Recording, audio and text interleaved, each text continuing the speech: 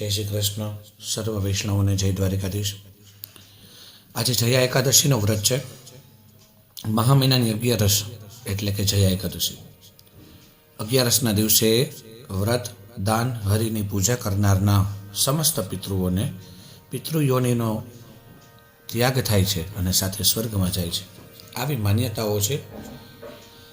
આ 11નું પુણ્ય જો કોઈ પિતૃઓને પ્રાપ્ત થાય તો એ વ્યક્તિને પણ સમસ્ત 7 પેઢી, પિતૃ પક્ષની 7 પેઢી એટલે પિતાના પક્ષની 7 પેઢી, માતાના પક્ષની 7 પેઢી અને પત્ની, ગુરુ, મિત્ર આ બધાની પેઢીઓના પણ સમસ્ત પિતૃઓને આ એકાદશીનું પુણ્ય પ્રાપ્ત થાય અને વૈકુંઠમાં જાય છે. આ એકાદશીનું વ્રત કરવાથી સંતાન, ધન અને કીર્તિમાં પણ વધારો થાય છે. એકાદશીનું વ્રત કરવાવાળાએ ખાસ આ જયા એકાદશીની વ્રતની કથાનું શ્રવણ કરવું જોઈએ, જેથી એમનું ઈચ્છિત ફળ એમને પ્રાપ્ત થઈ શકે છે. તો કથા એવી છે, એકવાર દેવતાઓના રાજા ઇન્દ્ર નંદનવનમાં ફરી રહ્યા હતા. ગંધર્વો ગાતા હતા, ગંધર્વ કન્યાઓ નાચતી હતી.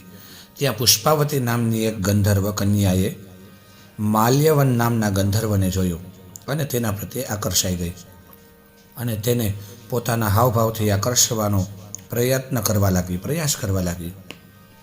માલ્યવન પણ તે ગંધર્વ કન્યા પર મોહિત થઈ ગયો અને તેના ગાયનના સૂર અને લય ભૂલી ગયો. આના કારણે સંગીતનો લય પણ તૂટી ગયો અને સંગીતના કાર્યક્રમમાં ભંગ પડ્યો.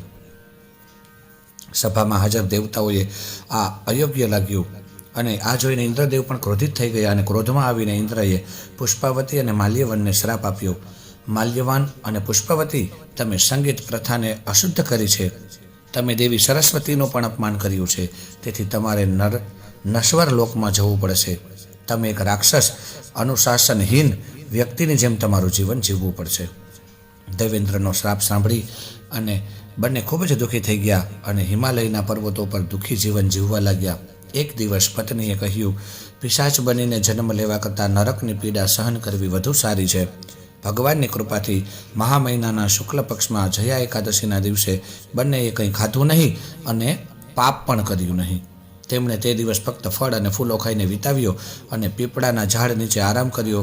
બીજા દિવસે ભગવાનની કૃપાથી તેઓ ભૂત સ્વરૂપ એટલે કે ભૂત યોનિમાંથી મુક્ત થયા અને ફરી એકવાર ખૂબ જ સુંદર અપ્સરા અને ગંધર્વનું રૂપ ધારણ કરી સુંદર વસ્ત્રો અને આભૂષણોને સજ્જ થઈ અને બંને સ્વર્ગમાં ગયા.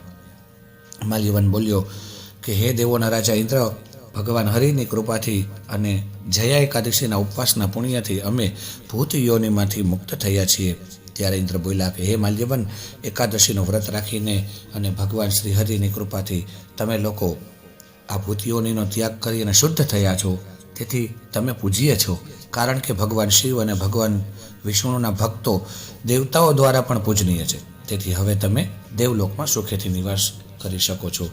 આ રીતે આ એકાદશીના વ્રતનું મહાત્મ્ય નાનું એવું છે. જે કોઈ પણ વ્યક્તિ એકાદશીની આ વ્રત રાખે છે અથવા વ્રતની સાથે આ વાર્તાનું એટલે કે આ કથાનું પણ શ્રવણ કરે, એમને ભગવાન શ્રી હરિની ખૂબ જ ભક્તિ પ્રાપ્ત થાય, સદગતિ એમના પિતૃઓને પ્રાપ્તિ થાય, 7 જન્મ સુધી આ એકાદશીનું પુણ્ય પ્રાપ્ત થાય. આવું ભગવાનની આ દિવ્ય કથાનું અને આ એકાદશીના વ્રતનું મહાત્મ્ય છે. આપણે બધાએ શ્રવણ કર્યું. ભગવાનના શરણમાં આ બધી વસ્તુનું પુણ્ય અર્પણ કરી અને સૌને જય દ્વારકાધીશ. અસ્તુ.